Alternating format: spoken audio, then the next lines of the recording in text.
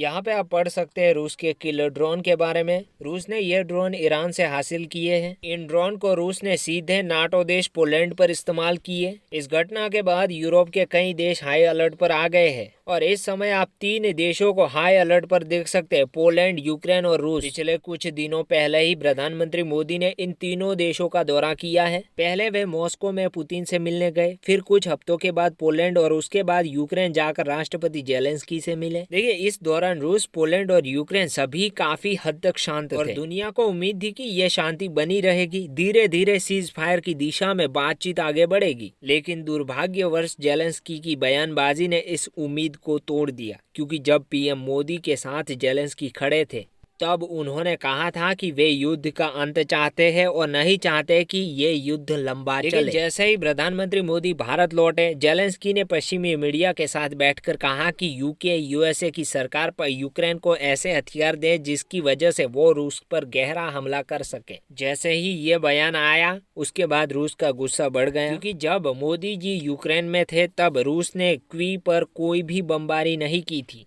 लेकिन मोदी जी के वापस लौटते ही रूस ने यूक्रेन के खिलाफ अब तक के सबसे बड़े हवाई हमले किए हैं। इस बार रूस ने अस्पताल, स्कूल या फिर इमारतों को निशाना नहीं बनाया है, बल्कि यूक्रेन की पावर ग्रिड पर मिसाइलों की बौछार कर दी। यह हमला यूक्रेनियन को कई हफ्ते और महीनों तक महसूस होगा। कई स्थानों पर यूक्रेन का बड़ा हिस्सा अंधकार में डूब चुका है और इसे ठीक करने के लिए हफ्तों या महीने लग सकते हैं। इस पूरे हमले के दौरान एक रूसी ड्रोन पोलैंड की सीमा के अंदर 25 किलोमीटर अंदर जाके विस्फोट कर गया, जिससे पोलैंड में चिंता बढ़ गई। पोलैंड ने तुरंत नाटो देशों को अलर्ट कर दिया है कि उनके एयर स्पेस का उल्लंघन हुआ और नाटो देशों के फाइटर जेट भी अलर्ट पर आ गए। अगर पोलैंड पर कोई भी बड़ा हमला होता है तो नाटो की संधि का आर्टिकल 5 सक्रिय हो जाता है और उसके बाद सभी नाटो देशों को रूस के खिलाफ युद्ध घोषित करना पड़ेगा। इससे दुनिया परमाणु युद्ध की ओर बढ़ सकती है। रूस की ओर से इस हमले को लेकर कहा गया है कि यूक्रेन के हमले बढ़ते जा रहे हैं और अगर रूस ने ऐसा नहीं किया तो यूक्रेन भविष्य में मॉस्को या सेंट पीटर्सबर्ग पर भी हमला कर सकता है।